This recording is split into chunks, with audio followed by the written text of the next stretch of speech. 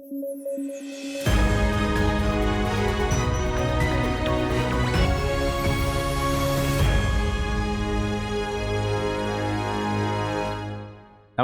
News at 9 में आपका स्वागत है। मैं हूं विरुद्ध दुबे। आइए नजर डालते हैं आज की हेडलाइंस पर। बराक नदी घाटी चर्चा में, एनजीटी ने असम सरकार को बराक घाटी में वन भूमि पर निर्माण न करने की दी चेतावनी। यह क्षेत्र है चाय की खेती के लिए प्रसिद्ध। आईआईटी कानपुर ने एक नया वायु गुणवत्ता निगरानी उपकरण लॉन्च किया है। उपकरण का नाम multiple slit nozzle based high volume PM 2.5 impactor assembly रखा गया। उपकरण से मिलेगी हवा के सुधार में मदद। और अमेरिका जल्द ही लगा सकता है टिकटॉक पर बैन। टिकटॉक पर अमेरिकी यूजर्स के डेटा चोरी का आरोप। टिकटॉक ने किया इन आरोपों से इनकार।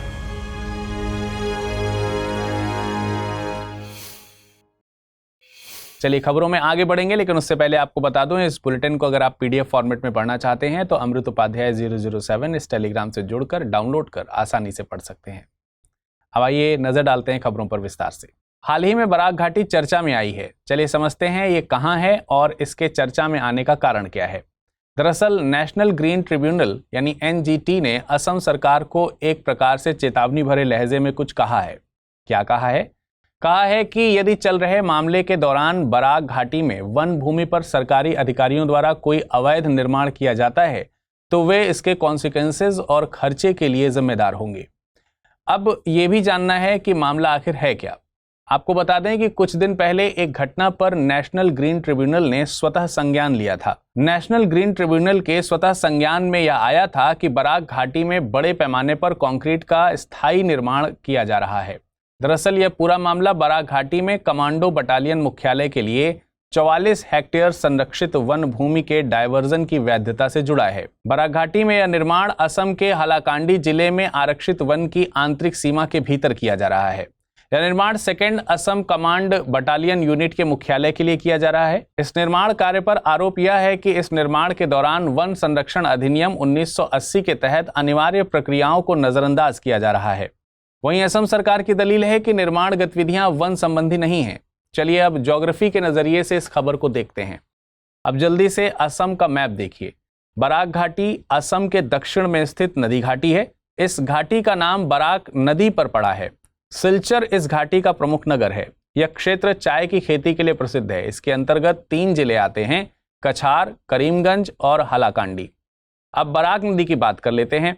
यह बराक नदी मणिपुर राज्य के लियाई कुलेन गांव से निकलती है।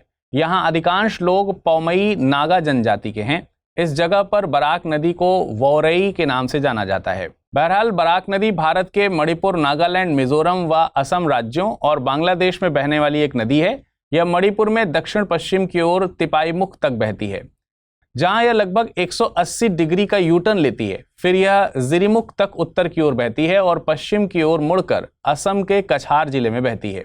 यह भांगा बाजार नामक जगह में बांग्लादेश में प्रवेश करती है। इसकी लंबाई की बात करें तो यह 900 किलोमीटर लंबी नदी है। इसकी 900 किलोमीटर की लंबाई में से 524 किलोमीटर का हिस्सा भारत में आता है और 31 किलोमीटर का हिस्सा भारत बांग्लादेश सीमा पर आता है। वहीं इसका शेष पार्ट बांग्लादेश में बहता है। जब यह नदी बांग्लादेश में बहती है तो यह सूरमा नदी और कुशियारा नदी में विभाजित हो जाती है। आपको बता दें कि इस नदी का नौगम्य भाग का उत्तरी हिस्सा भारत में आता है।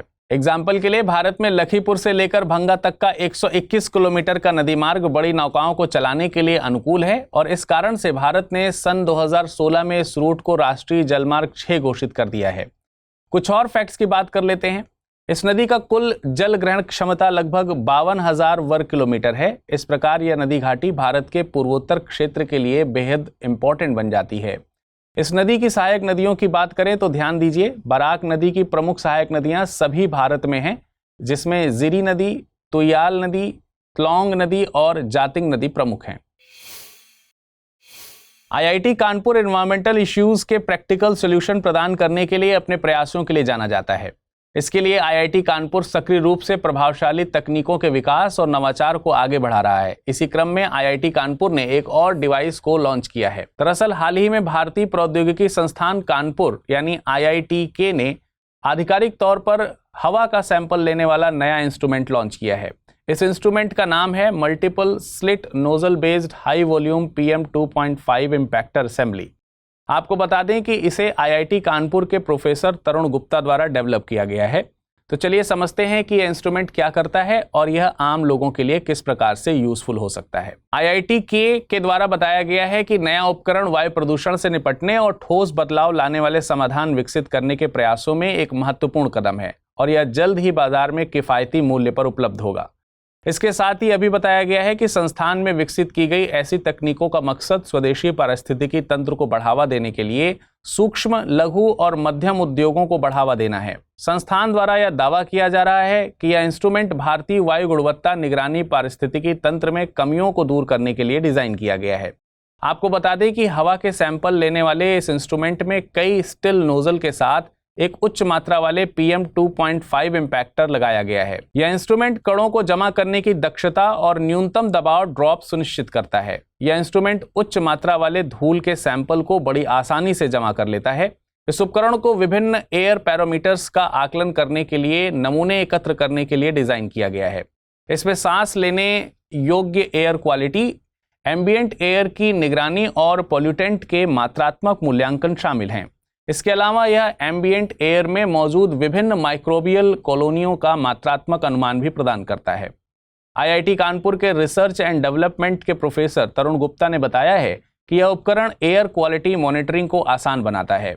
इस तकनीकी के साथ आम लोग एयर क्वालिटी मॉनिटरिंग के लिए सटीक और सुलभ उपकरणों पर भरोसा कर सकते हैं, जिससे सभी के लिए एक स्वस्थ वातावरण को बढ़ावा मिलेगा।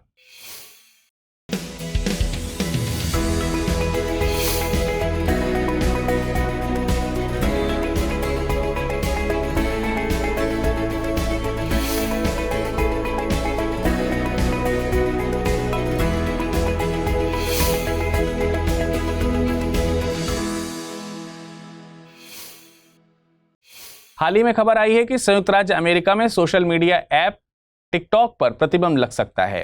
दरअसल अमेरिकी प्रतिनिधि सभा ने 14 मार्च को एक विधेयक पारित किया है। इस विधेयक में कहा गया है कि टिकटॉक की चीनी मूल कंपनी बाइटडांस को 6 महीने के भीतर ऐप से अपनी हिस्सेदारी हटानी होगी, अन्यथा ऐप को अमेरिका में एप्पल और गूगल ऐप स्टोर से हटा दिया जाएगा और संचालन पर प्रतिबंध का सामना भी करना पड़ेगा। आपको बता दें कि यह इस तरह का पहला प्रयास नहीं है। ऐसा ही कुछ 2020 के राष्ट्रपति चुनाव से पहले भी हो चुका है। 2020 के राष्ट्रपति चुनाव से पहले तत्कालीन अमेरिकी राष्ट्रपति डोनाल्ड ट्रंप ने एक कार्यकारी आदेश पर हस्ताक्षर किए थे, जिसमें बाइटडांस को 90 दिनों के भीतर ऐप को बेचने के लिए कहा गया था।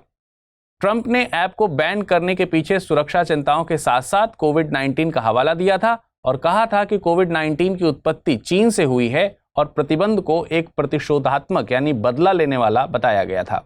हालांकि ट्रंप के आदेश को कानूनी चुनौतियों का सामना करना पड़ा था। तब से कई अमेरिकी राज्यों ने सरकारी डिवाइस पर इस प्रतिबंध को लगा दिया था। आपको बता दें कि ऐसा ही कुछ प्रतिबंध कनाडा और यूके जैसे देशों में भी है, जबकि भारत, पाकिस्तान और नेपाल जैसे देशों ने टिकटॉक पर राष्ट्रव्यापी प्रतिबंध लगा दिया है।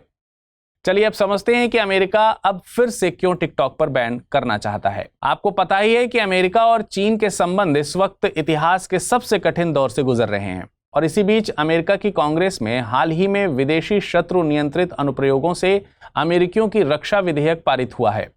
इस विधेयक के अनुसार इसका मकसद संयुक्त राज्य अमेरिका की राष्ट्रीय सुरक्षा को विदेशी शत्रु नियंत्रित अनुप्रयोगों जैसे कि टिकटॉक और किसी भी उत्तराधिकारी एप्लीकेशन या सेवा से उत्पन्न खतरे से बचाना है। अब इसे कानून बनाने के लिए सीनेट की मंजूरी की जरूरत है। अमेरिकी राष्ट्रपति जो बाइडेन ने पहले ही कहा था कि अगर यह सदन में पारित हो जाता है तो वह इस पर हस्ताक्षर जरूर करेंगे। हालांकि इस विधेयक को सभी राजनीतिक दलों का राजनीतिक समर्थन भी मिला है। आपको बता दें कि इसके पक्ष में 352 और विरोध में केवल 65 वोट पड़े हैं। आपको बता दें कि 2016 में टिकटॉक लॉन्च हुआ था। इसके बाद से इसे विश्व स्तर पर लोकप्रियता हासिल करनी शुरू करी। वहीं वर्तमान में अमेरिका में लगभग 170 मिलियन टिकटॉक उपयोगकर्ता हैं। ध्यान दीजिए कि अमेरिका की जनसंख्या 2020 में 331 मिलियन थी, यानी लगभग आधा अमेरिका टिकटॉक का उपयोग करता है और टिकटॉक के यूजर्स में 25 वर्ष से कम आयु के लोगों के होने की अधिक संभावना भी बताई जा रही है। लेकिन अमेरिकी सरकारी एजेंसियों के अनुसार असली चिंता चीनी ऐप के माध्यम से अमेरिकी नागरिकों के डेटा के संभावित संग्रह और उनकी निगरानी के बारे में है। इस बारे में अमेरिकी संघीय संचार आयोग के प्रमुख ब्रैंडन कैर का एक बयान सुनिए। उन्होंने कहा है कि टिकटॉक वैसा नहीं है जैसा सतह पर दिखता है। यह केवल मजेदार वीडियो या मीम साझा करने वाला ऐप नहीं है, वह भेड़ के कपड़े हैं। इसके मूल में टिकटॉक एक परिष्कृत निगरानी उपकरण के रूप में कार्य करता है।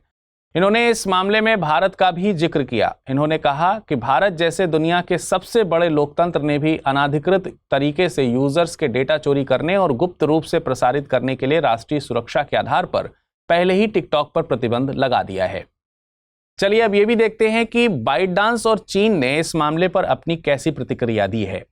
देखिए, कई सालों से बाइटडांस ने इन आरोपों से इनकार किया है कि यह अमेरिकी यूजर्स के डेटा को चीन में संग्रहित कर रहा है या चीन की कम्युनिस्ट पार्टी को सौंप रहा है। टिकटॉक की वेबसाइट यह भी बताती है कि बाइटडांस लिमिटेड की स्थापना चीनी उद्यमियों द्वारा की गई थी, लेकिन आज कंपनी का लगभग 60% हिस्सा कार्लाइल ग्रुप, जनरल अटलांटिक और सस्कन्हा इंटरनेशनल ग्रुप जैसे वैश्विक संस्थागत निवेशकों के स्वामित्व में है। वहीं चीनी विदेश मंत्रालय के प्रवक्ता वांग वेनबिन ने कहा है कि संयुक्त राज्य अमेरिका को कभी भी इस बात पर सबूत नहीं मिला है कि टिकटॉक से अमेरिकी राष्ट्रीय सुरक्षा को खतरा है, लेकिन उसने टिकटॉक पर आरोप लगाना कभी भी बंद नहीं किया है। उन्होंने कहा है कि इस तरह का धमकाने वाला व्यवहार जो कंपनियों की सामान्य व्यावसायिक गतिविधि को बाधित करता है, इसी के साथ साथ निवेश के माहौल में अंतर्राष्ट्रीय निवेशकों के विश्वास को नुकसान पहुंचाता है और सामान्य अंतर्राष्ट्रीय आर्थिक और व्यापार व्यवस्था को नुकसान पहुंचाता है। कमेंट करके बताइए कि टिकटॉक जैसे ऐप को बैन करने के अमेरिकी कदम को आप कैसे देखते हैं। हाल ही में सुप्रीम कोर्ट मद्रास उच्च न्यायालय के आदेश को चुनौती देने वाली याचिका पर सुनवाई करने के लिए सहमत हो गया है। दरअसल मद्रास उच्च न्यायालय के एक आदेश में कहा गया था कि केवल चाइल्ड पोर्नोग्राफी डाउनलोड करना और देखना यौन अपराधों से बच्चों का संरक्षण यानी पोक्सो अधिनियम 2012 और सूचना प्रौद्योगिकी यानी IT अधिनियम 2000 के तहत अपराध नहीं है। तो चलिए समझते हैं कि पूरा मामला क्या है। दरअसल 2 बाल कल्याण गैर सरकारी संगठनों, फरीदाबाद के just right for children alliance और नई दिल्ली स्थित बचपन बचाओ आंदोलन ने एक सुप्रीम कोर्ट में एक याचिका दायर की थी। इसमें मद्रास हाईकोर्ट के फैसले का जिक्र किया गया। इसमें कहा गया है कि चाइल्ड पोर्नोग्राफी को देखना अगर पोक्सो अधिनियम के दायरे में नहीं आएगा तो इससे बाल कल्याण पर हानिकारक प्रभाव पड़ सकता है। चलिए अब जानते हैं कि मामला क्या था और हाईकोर्ट ने क्या फैसला सुनाया था। दरअसल एस हरीश बनाम पुलिस इंस्पेक्टर और अन्य मामले में मद्रास हाईकोर्ट ने 28 वर्षीय व्यक्ति के खिलाफ पुलिस द्वारा शुरू की गई आपराधिक कार्यवाही को रद्द कर दिया था। इस व्यक्ति ने इंटरनेट से चाइल्ड अश्लीलता वीडियो डाउनलोड किया था और ऐसा करने पर इस व्यक्ति पर पोक्सो और IT अधिनियम के तहत अपराध दर्ज हुआ था। इस मामले पर न्यायमूर्ति आनंद वेंकटेश की एकल न्यायाधीश पीठ ने फैसला सुनाया था कि इस न्यायालय के समक्ष जो सामग्री रखी गई है वह याचिकाकर्ता के खिलाफ यौन अपराधों से बच्चों का संरक्षण अधिनियम 2012 और सूचना प्रौद्योगिकी अधिनियम 2000 की धारा 67B और धारा 14(1) के तहत अपराध नहीं बनाती है। मद्रास हाईकोर्ट ने यह कहा था कि जनरेशन Z के बच्चे पोर्न की लत से जूझ रहे हैं और समाज को उन्हें दंडित करने के बजाय उचित रूप से शिक्षित करना चाहिए। इसी के साथ मद्रास हाईकोर्ट ने आरोपी को सलाह दी कि यदि अभी भी अपनी लत से वह पीड़ित है तो काउंसलिंग में भाग लें। मद्रास हाईकोर्ट ने केरल हाईकोर्ट के फैसले पर भी भरोसा किया, जिसमें कहा गया था कि निजी तौर पर अश्लील साहित्य देखना भारतीय दंड संहिता की धारा 292 के तहत अपराध नहीं है। चलिए अब ये भी समझते हैं कि भारत में बाल पोर्नोग्राफी देखने के बारे में क्या है कानून। हालांकि केरल उच्च न्यायालय के फैसले में सही कहा गया है कि पोर्न देखना अपने आप में कोई अपराध नहीं है, लेकिन बाल पोर्नोग्राफी देखने के मामले में स्थिति अलग है। ऐसा इसलिए है क्योंकि IT अधिनियम की धारा 67B बाल पोर्नोग्राफी से संबंधित सभी प्रकार के कृत्यों को दंडित करती है, जिसमें बाल पोर्नोग्राफी देखना भी शामिल है। आपको बता दें कि IT अधिनियम की धारा 67B के तहत इलेक्ट्रॉनिक रूप में बच्चों को यौन कृत्यों में चित्रित करने वाली सामग्री को प्रकाशित करने, प्रसारित करने या बनाने पर 5 से 7 साल की कैद और 10 लाख रुपए तक का जुर्माना हो सकता है। वहीं पोक्सो अधिनियम की धारा 14 में किसी बच्चे को अश्लील उद्देश्यों के लिए इस्तेमाल करने पर सजा का प्रावधान है। धारा 14(1) में कहा गया है कि जो कोई भी किसी बच्चे या बच्चों का उपयोग अश्लील उद्देश्यों के लिए करेगा, उसे 5 साल से कम की अवधि के लिए कारावास की सजा दी जाएगी और जुर्माना भी लगाया जाएगा, और दूसरी या बाद की सजा की स्थिति में 7 वर्ष से कम की अवधि के लिए कारावास और जुर्माना भी लगाया जा सकता है। चलिए अब नजर डाल लेते हैं आज की रैपिड न्यूज पर।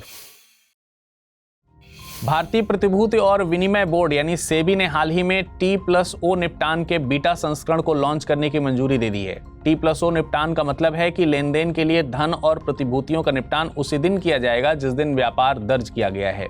वर्तमान में सेबी T+1 निपटान चक्र पर काम करते हैं, जहां निपटान व्यापार के अगले दिन होता है। भारत के नियंत्रक एवं महालेखा परीक्षक ने शिप्रा नदी के क्षरण पर अलर्ट जारी किया है। पिछले कुछ वर्षों में इसकी पानी की गुणवत्ता में महत्वपूर्ण गिरावट देखी गई तथा इसके अपने 12 प्रवाह को खो दिया, जो हर साल 5 से 6 महीने तक सूखी रहती है। आपको बता दें कि शिप्रा मध्य प्रदेश राज्य में बहती है। इसका उद्गम इंदौर के पास काकरी बर्डी पहाड़ियों से होता है। इसे मालवा की गंगा भी कहा जाता है। यह चंबल की सहायक नदी है। हाल ही में शिक्षा मंत्रालय ने foundation literacy and numeracy assistant test यानी FLNAT आयोजित किया है। इसे उल्लास भारत साक्षरता कार्यक्रम के तहत 17 मार्च को 23 राज्यों में शुरू किया गया था। इस असेसमेंट में पढ़ना, लिखना और न्यूमरेसी जैसे विषय शामिल थे। यहाँ ध्यान रखने की जरूरत है कि इसे रजिस्टर्ड नॉन लिटरेटेड लर्नर्स की बुनियादी साक्षरता और न्यूमरेसी स्किल का मूल्यांकन करने के लिए विकसित किया गया है। वहीं उल्लास भारत सरकार द्वारा आजीवन सीखने की प्रवृत्ति को बढ़ावा देने वाली एक पहल है, जिसका मोटिव मेनली 15 वर्ष या उससे अधिक आयु के नागरिकों के बीच शैक्षिक अंतराल को दूर करना है। हाल ही में महिला प्रीमियर लीग यानी WPL 2024 का फाइनल मुकाबला खेला गया। यह फाइनल मैच दिल्ली के अरुण जेटली स्टेडियम में खेला गया, जिसमें दिल्ली कैपिटल्स का सामना रॉयल चैलेंजर्स बैंगलोर से हुआ। रॉयल चैलेंजर्स बैंगलोर ने दिल्ली कैपिटल्स को 8 विकेट से हराकर खिताब अपने नाम किया। आपको बता दें कि WPL का यह दूसरा संस्करण था। इसके पहले संस्करण का खिताब मुंबई इंडियंस ने अपने नाम किया था। रूसी राष्ट्रपति व्लादिमीर पुतिन ने राष्ट्रपति चुनाव में एक बार फिर जीत हासिल की है। पुतिन को राष्ट्रपति चुनाव में रिकॉर्ड 87% वोट मिले हैं। इसी के साथ यह इनका 5वां कार्यकाल होगा। इस जीत के साथ पुतिन ने जोसेफ स्टालिन को पीछे छोड़ दिया। वे रूस में सबसे अधिक दिनों तक राष्ट्रपति के रूप में अपनी सेवा देने वाले सबसे मजबूत नेता बन गए हैं। वहीं राष्ट्रपति चुनाव में कम्युनिस्ट उम्मीदवार निकोलाई खारितोनोव दूसरे स्थान पर रहे। 3 दिवसीय स्टार्टअप महाकुंभ की शुरुआत आज से नई दिल्ली के भारत मंडपम में की गई है। यह कार्यक्रम 20 मार्च तक चलेगा। इस आयोजन में विभिन्न स्टार्टअप के अलग अलग पवेलियन बनाए गए हैं। इसमें AI, B2B, agritech, deep tech, climate tech, gaming, esports, fintech जैसे अनेक विशेष पवेलियन शामिल हैं। इस महाकुंभ का उद्देश्य पूंजीपतियों और निवेशकों को भारतीय व्यापार के साथ जोड़ना है। आपको बता दें कि भारत तीसरा सबसे बड़ा स्टार्टअप तंत्र वाला देश है और नए स्टार्टअप की इस सूची में प्रतिदिन बड़ी संख्या में वृद्धि हो रही है। हाल ही में संयुक्त सैन्य अभ्यास लिमितिये 2024 की शुरुआत की गई। यह भारतीय गोरखा राइफल्स और सेशेल्स रक्षा बल के बीच आयोजित किया जाएगा। यह एक द्विवर्षीय प्रशिक्षण कार्यक्रम है जिसका आयोजन 2001 से सेशेल्स में किया जा रहा है। यह दोनों देशों के बीच आयोजित होने वाला 10वां युद्धाभ्यास है। आपको बता दें कि क्रियोल भाषा में लिमितिये का अर्थ है मित्रता। यह अभ्यास सहयोगात्मक साझेदारी को बढ़ावा देगा और दोनों पक्षों के बीच सर्वोत्तम अभ्यासों को साझा करने में सहयोग करेगा। हाल ही में यूट्यूबर एल्विश यादव को पुलिस ने हिरासत में लिया। दरअसल एल्विश यादव पर रेव पार्टी में सांप के जहर सप्लाई करने का आरोप है। इन्हें NDPS एक्ट के तहत गिरफ्तार किया गया है। NDPS एक्ट का full form narcotic drugs and psychotropic substance act है। इसे साल 1985 में लागू किया गया है। यह नशीले पदार्थों के उत्पादन, रखने, बेचने, खरीदने, परिवहन, भंडारण और उपयोग करने से रोकता है। चलिए वक्त हो चला है आज के बुलेटिन पर आधारित प्रश्नों को देखने का। पहला प्रश्न है, बराक नदी से रिलेटेड निम्नलिखित कथनों पर विचार कीजिए। यह नदी मणिपुर राज्य के लियाई कुलेन गांव से निकलती है। बराक नदी भारत के मणिपुर, नागालैंड, मिजोरम व असम राज्यों और बांग्लादेश में बहती है। उपरोक्त कथनों के आधार पर सही विकल्प को चुनिए। केवल एक कथन सही है, केवल कथन 2 सही है, दोनों कथन सही हैं, दोनों कथन गलत हैं। अगला प्रश्न है, हाल ही में संयुक्त सैन्य अभ्यास लिमितिये 2024 की शुरुआत की गई। यह किन 2 देशों के बीच सैन्य अभ्यास है? भारत और सेशेल्स के बीच का, भारत और मालदीव के बीच का, भारत और मेडागास्कर के बीच का, या फिर भारत और सोमालिया के बीच का? चलिए अब एक नजर डाल लेते हैं पिछले बुलेटिन में पूछे गए प्रश्नों पर और जानते हैं उनके सही उत्तर। पहला प्रश्न था, हाल ही में चर्चा में आया वायुमंडलीय अनुसंधान परीक्षण स्थल यानी ART मध्य प्रदेश के किस जिले में स्थापित किया गया है? सीहोर, भोपाल, रायसेन या फिर सागर? इसका सही जवाब है ऑप्शन A यानी सीहोर। हाल ही में मुंबई सेंट्रल स्टेशन का नाम बदलकर किन महान हस्ती के नाम पर रखा जाने का प्रस्ताव पारित किया गया है? सर जमशेद जी, जीजा भाई, नाना शंकर सेठ, या फिर दिनशा वाचा, या फिर बाल गंगाधर तिलक? इसका सही जवाब है ऑप्शन बी, यानी नाना शंकर सेठ। आज के बुलेटिन में फिलहाल इतना ही। मुलाकात करेंगे कल कुछ नई खबरों के साथ। तब तक अपना ख्याल रखिएगा। धन्यवाद।